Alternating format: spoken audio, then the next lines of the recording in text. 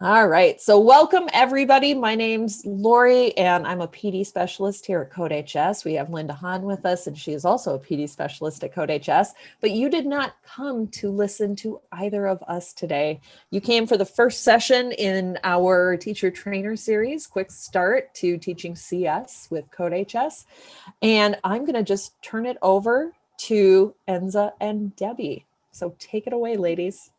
Hi, everyone. My name's Enza, and I'm also a computer science teacher in Kansas City. And I have been using CodeHS for years. I was trying to figure out how long it's been. So it's been a while, and I've taught many different courses. And over the years, I've became a real CodeHS cheerleader and advocate because I've tried other curriculums, and I'm a huge super fan of CodeHS. And Debbie and I, we came up with the idea of this workshop a while back because we thought that this is what we would need as teachers. And so I'm going to go ahead and pass it to Debbie to say hi real quick. Hi, I'm Debbie Weissman. I'm in California. I've been using CodeHS for the last 3 years, and I am a huge fan and can't wait to share with you all that I found to make my teaching CS just go so smoothly. Awesome. So if you guys want to go ahead and join the Pear Deck, you'll have access to these slides either way, but there's a couple of times I want to ask you guys some questions just to get some true engagement from you, just to, we really want to learn a lot from you guys, and that way we kind of know exactly which way we are directing this 3-day workshop. So if you guys can just jump on to the PD, onto the Pear Deck, excuse me, I'm going to go ahead and start it. So if I believe the link is also in chat if you had missed it. And I'm going to go ahead and ask you guys some questions as I go through the agenda. If you guys want to go ahead, and if you're in the Pear Deck, you can answer in the Pear Deck. If not, you can use the chat. So my question for you guys as I go through the agenda is, where are you from? What grade do you guys teach, or are you going to be teaching next school year? And just a bonus question that we wanted to get some information is, if you know what programming language you're going to be using next year, even if there's a few, if you can list that off and give us an idea, we're interested in finding out what all of you will be teaching as we're setting up our classes. So a real quick recap over the 3-day workshop. 30 minutes a day. This is what I felt like I needed as a teacher, and so did Debbie. We're like, you know what, if we just take our mornings, some of you guys almost afternoon, but if we could just take our mornings just for 30 minutes and have all of our classes set up, and then when the school year starts and we have to jump into all of our required PDs and meetings, our classes are already set up, our curriculum's picked, our lesson plans are all set up, and we thought that this is what we needed. So today, on day 1, we are going to I'm going to give you guys a quick introduction on what is CodeHS, and I am going to throw it to Debbie, and Debbie is going to go in and show you, if you've used CodeHS before, or if you haven't, if you're new to it, what the sample lessons look like and how it's organized. And then you're going to jump back to me, and we're going to go through all of the different curriculums and how to search and how to view the different syllabi, and just making sure you're picking the right class that you want to use for next year. And then we're all going to hang out for a little while after this. So if there's any specific questions or you need help, then we can share our experience and give you guys what we think. And that way we can kind of bounce some conversations if anybody wants to hang out. We're going to hang out with you. So here we go. I'm going to go ahead and move. Oh, I forgot to. So I'm so sorry. Let's a quick recap. So I see some of you guys are from, let's see, we have somebody from El Paso, a high school, another high school teacher. Looks like Java, Python, California. Hi, Debbie. Python. Okay, I'm seeing Python and Java. A lot of you guys from California. Awesome. Texas. And some of you guys are still typing. I'll go back and read them later. Because it's only 30 minutes, I'm going to jump on to the next slide, but feel free to jump into the chat. So if you haven't yet created a teacher account with CodeHS, it's go ahead and make sure that you get one created. And that way, here's the information for this PD. But go ahead and make sure you get one creative. That way you have access to the tools that you need. And if you've already used CodeHS, then you should have a teacher account already set up. So the URL, I believe, is also in the chat. So if you guys want to go ahead and jump on that and get signed up, and you can give me a thumbs up in the chat once you're there. So once you get signed up and have your teacher account, you'll have access to all of our slides for each day and our quote unquote homework assignment, just to make sure you get your classes set up for day 1 and day 2. And you'll have access to anything you need if you need to go back and take a look at it. But I know our summer time is very valuable, so I'm going to move on to the next slide. Okay, so CodeHS started years ago with Jeremy and Zach, and they were freshmen at Stanford, and they actually were coming up with ideas to help intro to computer science classes. And so they started building these tools, and they started originally, I believe, with Carol the dog. And since then, they have, I mean, every year I feel like I've seen new courses. I know I've seen new courses every year. I've seen new tools, just new lessons and new updates, and just awesome resources that I've been able to use as a teacher. And they're constantly having the, what is going to help the teacher and the student in mind. And that's, so I'm going to go ahead and click next, but that's what I love about CodeHS. I feel like that their main goal is, okay, what is going to help the student and the teacher? And so, okay. So, if you are new to CodeHS, and do me a favor, jump into chat right now. And if you haven't used CodeHS in your curriculum before, just put I'm new. And if you have used CodeHS before, just be like, used it. And that way I can get an idea. Awesome, lots of new people. Okay, that's great. So CodeHS has, I'm loving this. CodeHS has everything that you need to teach your classes. So I learned the little that I know, I should say, about programming. And I say that because my students are better at it than I am. But what I've learned through CodeHS. Like, that's how I have learned, is I've gone through the courses to be like, okay, I need to teach this next month. What do I need to learn? And so it has everything that you need. So they're anywhere from 6th grade to 12th grade computer curriculum. And there's even other lessons, like if you wanted to do programming with math or art, and you wanted to pull in your school other teachers to do lessons, especially during like Hour of Code Week, they have all of those resources for you.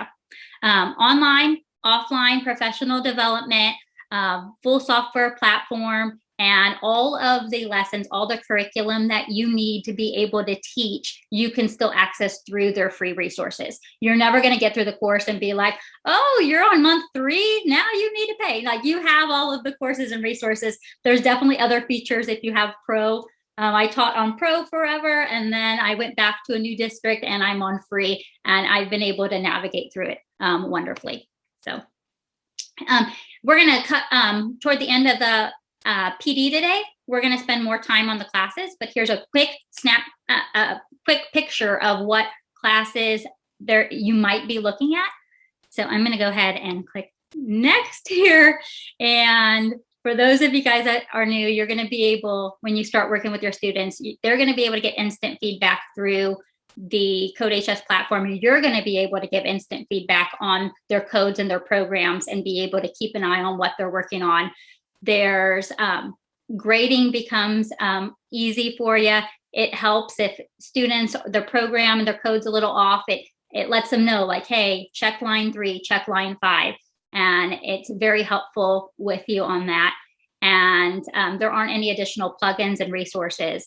And when the pandemic first happened, I know I try not to talk about it, but when the pandemic first happened and we went from, hey, I was in a PC lab and this was the different curriculum that I was using, when they had to work from home on their Mac laptops, it was very smooth transition. So depending on your students and the resources and what you have, CodeHS allows you to be able to not skip a step. So, okay, I'm going to go ahead. Debbie's going to dive into what a lesson looks like for you guys on a teacher standpoint. And tomorrow you guys will get a chance to go through and do a lesson on your own But for now, I'm going to pass it on to Debbie, and that's it. So, hello. And I also wanted to answer the question I was waiting for Lori to put in the chat, but yes, exactly. You get the auto graders for all of the CodeHS content that they provide for you. And I was gonna follow up to what Enza just said, is that if you don't have the computer science skills, but of course the classroom management skills, which are so necessary for teaching, CodeHS provides the content and aligns to standards, many state standards specifically, but in addition to the computer science standards. So it gives you everything for you to teach a solid CS course. And with that, I'm going to show you from your point of view how CodeHS delivers the content. So I'm going to share my screen.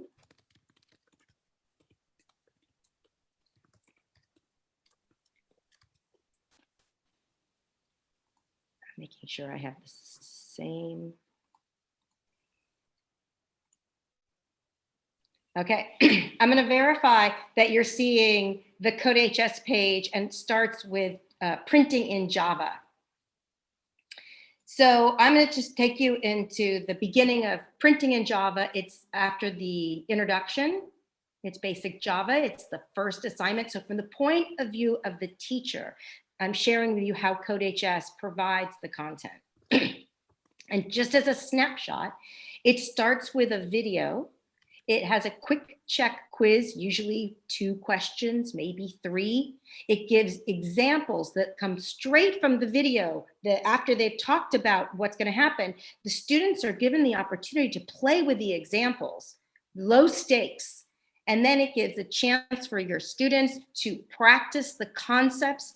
I call them with puzzles or activities, but others call them assignments. Either way, for the students to practice. And one of the things that I love that Enza has even shared with me is the idea of we're playing and practicing, and you can use this as demonstrating proficiency, or you can have demonstrating proficiency in a different way. And I love that flexibility, and I'm just going to quickly go through them so you can see what this looks like. So usually there's choices, the CodeHS choice, here is a YouTube choice, and some of my students, and it depends on my classroom setup, and do I have the ability to give everybody earphones, but some of my students, we go through the slides, and the slides often have the notes and the talking notes, and I find that very helpful, the different ways that students can have the resources, and that you as a teacher can decide what's best for your classroom setup. You can also flip your classroom, which is often what I do, and they go home and watch the video. We come back and we look at slides together.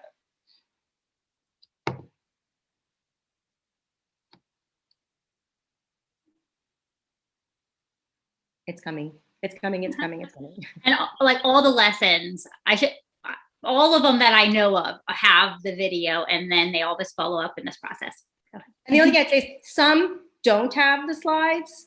It's a rarer case that don't have the slides. And I think that they are always adding new content, as Enza says. It's a rarer case, but for sure in the beginning lessons, the slides, and I find them really great and critical for my students. So then you'll see you have a quiz. And I always tell my students, I'm not grading on this quiz. I try to make as much low stakes as possible. Computer science can be so hard anyway. I try and lower the stakes for everything. I always say things like, if you see something and it's red, that helps you remember or helps you identify what you should go back now and look at the slides and take a look at, go back and redo the video. The red is for helping you. It's not for me to be grading you, but you might choose to do the content differently. But there's so much flexibility on how you want to to see the performance versus the practice is up to you. And I'm just going to go to the next one. You're going to see in the next one, sorry, it's going. It's exactly what it looks like for the activities. Explore the example. Is it going to give it to me? It is not. There we go. Thank you. And low stakes. It's just an example, and it already tells you the answer.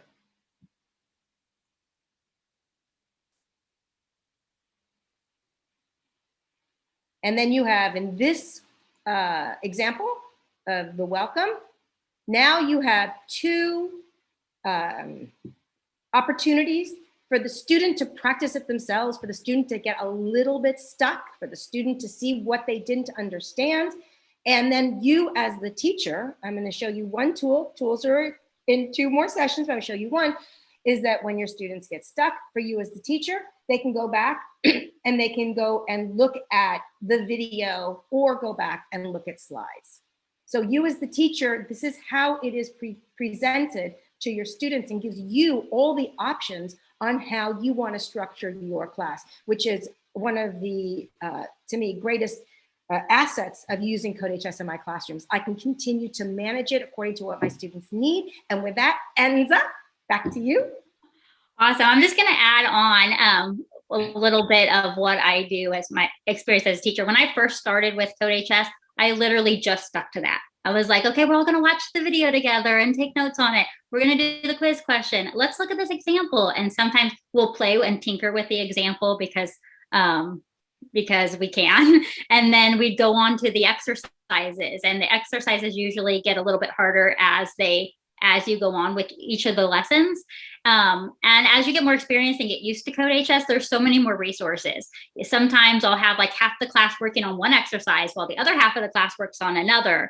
You can throw in paired programming. You can throw in all of those different strategies, engagement strategies to get the kids more engaged with it. But when I'm first learning, I'm like, okay, absolute minimum. I have what I need to get through the lesson. You know, there's a video, there's an interactive quiz, there's exercises they can work with. And then as you guys get used to it and get more comfortable, if you are more experienced with CodeHS, there's so much more that is there. So I'm going to go ahead and move back very quickly to sharing my screen. So there we go. Give me just a second to do that. And there we go. So we're going to go through and look at the course catalog. So by today, so we're starting with your homework. By today, you guys, if you're lucky enough to know what classes you're teaching next year, throw in chat. If you think you already know what you're teaching next year, say, I know what I'm teaching. If you're unsure, just feel like it's still up in the air. I'm curious to see where everyone is. But we're going to glance at the course catalog. And today's homework is going to be like, okay, for the classes that you know or you think you know, I'm teaching these classes, and based on what I'm teaching, this is the curriculum that makes the most sense from CodeHS that I can use for my own resources, my classes, my students' resources. And so I'm actually going to give you guys the link to the course catalog in chat right now. And if you want to go there yourself, you can. You can also just look at my screen and go there here in just a few minutes. But depending on what you teach, if you're teaching middle school, you can check mark middle school. If you're teaching high school, you can check mark high school. And if you know, hey, I want to teach this specific programming language, then you can click on the programming languages to see what courses are available. And so today's assignment is going to be to read through the courses that CodeHS offers. So I'm going to go ahead and check mark high school because I teach high school. And I also have a couple of AP courses. So I'm going to go ahead and check mark high school and AP. And right here shows me what is available for AP courses and AP curriculum through CodeHS. And I can go and read more. What I like to do is I like to look at the syllabus or syllabi and also look at the units. And that gives me a good idea on if that's the course that I'm going to teach. So I have taught, like I know computer science principles, you can teach that in different programming languages. So I would go through and be like, you know what, do I like JavaScript or do I like Python? You know, and look through what makes the most sense, look through the units, work through the syllabus. And by the end of the 3-day course, we'll give you the resources because I just did this the other day and it syncs with AP College Board. So if you're an AP teacher, super easy. You'll have everything you need. So so that's what your guys' homework's homework is going to be, I'm going to flip through this presentation super quick to get to the homework link. And if the other slides that you can look through is just other, if you're unsure, we were thinking like, if you're brand new, if you're an English teacher that was just told you had to teach computer programming next year, we wanted to give you more slides and resources to flip through to get a good idea of what you can be teaching. And the very end, I'm getting there, I promise. There's a lot of slides that it's just, I wanted to make sure you guys had the resources. If we can get this link, Lori or Debbie or Linda, if you guys can throw this link to in the chat, that would be awesome. But while they're grabbing the link for you, think about the classes you need to teach. And all you have to do is like, okay, I'm teaching, I don't know, intro to computer programming. And after you skim through the courses, you can say, you know, I think I'm going to use the, and I want to make sure I name it right. My pop-up windows can't. I think I'm going to use, you know, the, let me switch back to Python. Intro to Computer Science in Python 3. Like that's the one that fits. And I would just write that down. You don't have to use that worksheet or that Google Doc. You can use a scratch piece of paper sitting next to your desk. You can use a napkin. If you're just still having your morning coffee like I am, jot it down on a napkin. Just be like, oh, intro, I'm going to use this class. That way tomorrow, you can set up all your classes, your sessions, and have those ready to go. But for today, you're just picking your class that you're going to use for next year. So, and then I'm going to follow up. And then I'm going to follow up, Enza, with two of the notes I saw in the chat. The first is Yana Kim. I'll be happy to stay on afterwards and we can talk through, because I was in the exact same position of I didn't know what I should do for my first course, and I needed advice. So we have Lori here and Linda here and Enza, and we can all talk through what'll be best, if that would be helpful to you. So we can stay here for a minute. And the other one was Mark. I have to find Mark. I think Mark wrote about he lets students do self-paced. So I also do let students kind of run with it as opposed to keeping everyone lockstep. I find that it's more exciting for students that come to the material with some experience, and it's a little easier for them versus students that are coming to the material with less experience, and it might be they need to take it at a little slower pace. But what I do, Mark, is I bring them all together and I have them debug together. So I ask every student, whether you're less experienced or more experienced, to offer one suggestion for debugging. So I do also let them self-pace, but continue to bring them better back together as a group. So there is some working together. And as Enza said, there's always choices for partnering and really good reasons to take more advanced students partnered and students that are working at a slower pace partner, and sometimes to mix it up and take a faster and a slower paced student and put them together. So lots of opportunities here because it's providing you with all the content. It's providing you with all the delivery so that as managing your classroom, you can manage it any way you want. Right. I've tried both through the years, and I say last year with our school year being remote and then hybrid and then back in person and then back to remote, like it changed so many times. And my intro to computer science class is only a semester long. And I had some students that the full year almost complete a full year in just that semester, because they were able to work at their own pace and I didn't feel like I was like, oh, everyone back together all the time, you know? And they moved ahead and they got farther, and those were the kids I'm like, okay, you're ready for the AP advanced class next year. So those were the kids that I knew were ready to take on those honors classes. And then other kids that were taking it as an elective to fill their schedule, you know, they learned enough. They learned enough to understand problem solving and creating steps and working through debugging, and they enjoyed it too. So I think that it's a good idea to be able to let them work at their own pace, but also, like Debbie said, have those activities that bring them all back together. So, hey, help me debug this, or, let's take this problem and let's break it down and let's all work on a different part. There's Sandbox, which has had so many new updated features that you guys will see eventually, that you'll be able to do that with students who might be on Unit 9 and other students who might still be on Unit 3. So, okay, let's see. Are there any other questions that have jumped into the chat? So, quick recap by today, and you're welcome to use these last 5 minutes. And we're not gonna hang up in 5 minutes. We'll hang out and help you guys out. But think about your classes you're going to teach and go through this, go through the different courses, and just jot down somewhere on either the worksheet we gave you or on a napkin next to your coffee on which ones you're going to set up for tomorrow. And that's it. You can head to the pool, go enjoy your day, and we'll see you for coffee tomorrow. What else? Coffee and next steps in a quick start to CodeHS. Right. So, yeah, what other questions? Lori or Linda, did you want to jump in and say anything else before we kind of go on to specific questions?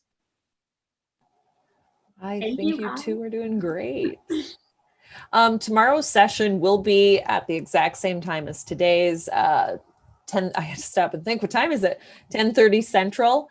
And I'll send out reminder emails that have the link again. So you'll be able to grab that either later this afternoon or tomorrow morning. I might wait till tomorrow morning to send all those. So.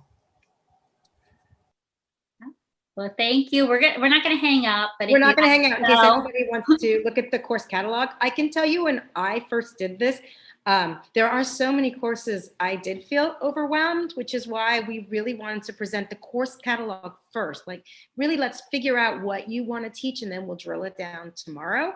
And some of the courses, I spent a lot of time, was like, how are they different? They look so similar. How are they different? Some are semester, some are year. Some are working towards the AP exam. Some are not working towards the AP exam. And for some of my classes, especially the intro classes, I liken them to art classes. Like, let's pick up all the different types of brushes and let's play with them and let's see what they do. And let's work with watercolor and let's work with chalk and let's work with pencil. And so some of these courses are built for that sort of play. They're not really built for, are we going to pass the AP exam at the end of this course? So if anybody wants to talk about those distinctions, that's something I spent a lot of time looking at in my first year. Definitely something that you'll want to think about. Like, if you're building up a program, a computer science program in your school, how do you want those classes to align? Like, so that's why I've decided in my intro class to teach Python, is because I use Python in my AP computer science principles class. And that way, when they jump into that class, they feel more confident. So they're able to but you might decide for yourself, it might make more sense. My intro class is only a semester. It might make more sense to get them into another language, another computer language. So, but there's a lot of choices. And if you have any specific questions, please ask. So I want to build on what Enza just said, because sometimes, so I have something I say in my classes, I actually want you language agnostic. I don't want you attached to any one language. And so sometimes I have students that, even in the same class, I have them on Intro to JavaScript and Intro to Python, and that they're doing the same activities. It's almost, they're learning the same. How do you do printing, and how do you do input, and what are variables? And then by putting them together, they really have to drill it down to the foundations and what is the logic behind this, as opposed to really just sticking of I only know one, versus I have other students that I know Python, I only want Python, I want Python all the way through, and I say, let's take Python all the way through. That's going to get you as far as you need to go. Yeah, I guess it's going to be your philosophy. So what makes the most sense for you? Are you wanting them to not stick to one programming language, or do you feel like you want them to stick to one programming language and know that really, really well before they learn another programming language? So, or what your students might be comfortable with. And the other thing I was going to say also is one thing that I've been to now I can't remember what they're called. We all come together at CodeHS the conferences. And I hadn't thought of this, but it is very true that CodeHS, it works really well with my special needs students.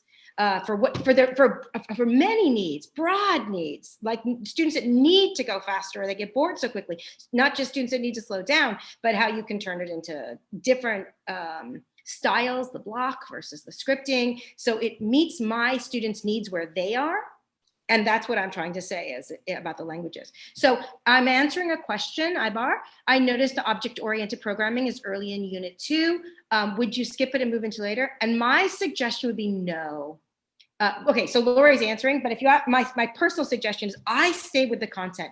They have a team of teachers looking at content, certifying the content. Lori can speak more about this, but I've really put my trust in their sequencing and have found that I have not been disappointed once.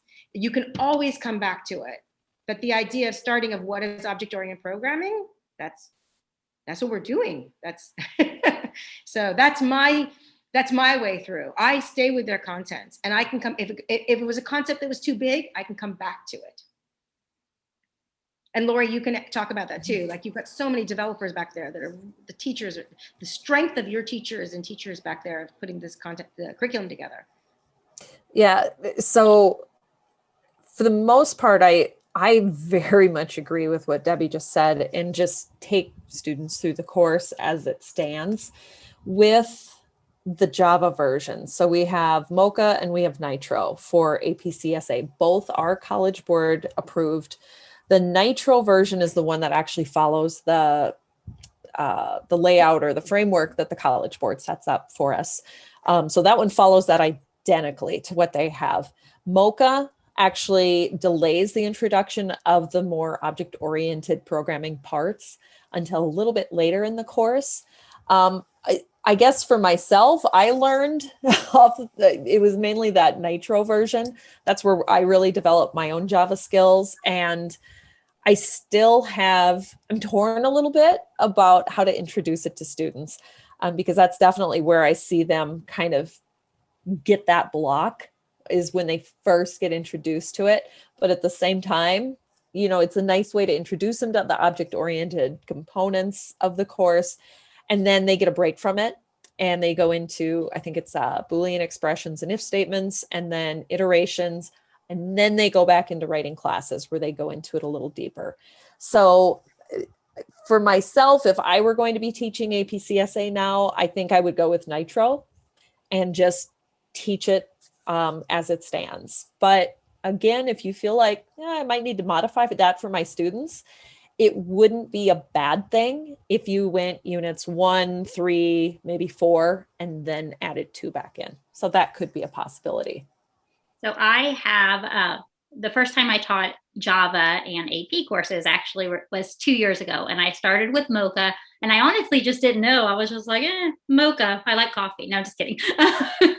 And I went through that, and then and then last year I was like, I'm going to try Nitro this year. And Nitro, for me, being new at it, still learning it, having students that are way smarter at Java than I am, that worked better. So because it aligns so well with AP College Board, that when we struggled with a unit and it got difficult, we had the AP stuff aligning right at the same timeline as what they requested. And so I personally liked that, but it's definitely a personal preference. So. And I want to answer Mark's question. So I do the sequencing. I start everybody in an intro, and I give them their choice, as you know, whether they want to do the intro in the Python or they want to do intro in the JavaScript. And I usually get a 50-50 split on that. And then I give them their choice, again, in CS2.